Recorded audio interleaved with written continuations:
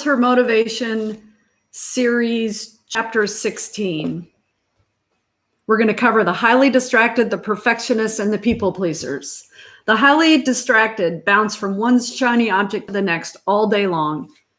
You can get to the end of a working day and realize you got all sorts of things done. You may feel accomplished that day, yet you accomplished little to nothing with your client pipeline. This sense of accomplishment is misdirected because you celebrate the wrong activity. Progress on shiny objects may look good and feel good, and you get to cross things off your list. Oh, we love to cross things off our list, don't we? Done, done, and done. But what about progress with the thing that creates the most stability, predictability, and cash flow in your business? What would it look and feel like to cross that off your list on most days before noon?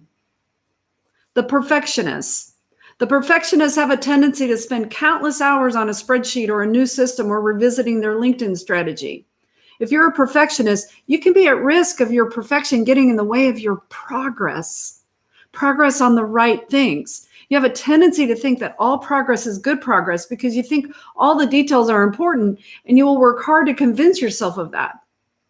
At the end of the day, the progress that matters most is your client pipeline, not progress with your system or tools or software that supports your client pipeline. You see, perfectionists will argue that the system and software are just as, if not more important. And while you are arguing this point, some messy agent with a lousy system and loose notes all over their desk is closing more deals, building a stronger business, and building bank faster than you are. Yes, the messy agent needs a system, and their lack of organization may bite back, but the premise and title of this book is Success Faster. Perfectionists can be slow.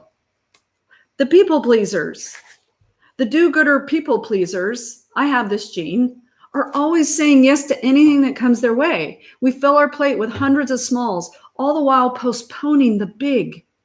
Yes to the committee, yes to the extra project. Read all the e-newsletter subscriptions. Fear of missing some important content. Last minute yeses, lots of sure, I'll do that. Yes to nearly every request that comes along, yet we delay the dream.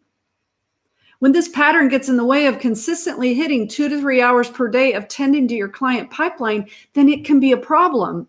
If this is you, you're always saying yes to something other than real estate sales. Saying yes to most everything that comes along, yet you delay the dream. Yes is keeping you from wow. It's a formula for mediocrity, exhaustion, and disappointing yourself. I personally relate to all of these profiles and have fallen victim to their traps throughout my career. I am not doomed, yet it is an ongoing challenge. There are a few tools I use, and you can too, that help me avoid shiny perfection and my saying yes tendencies. One, I have a sticky note on my monitor that simply says, Julie, what is your fastest route today to a lead client contractor paycheck? Do that thing first. This works for me. Two, I keep a 3-item list almost every day. What are the 3 items I must get done today that are non-negotiable, and at least one of them has to have something to do with my client pipeline?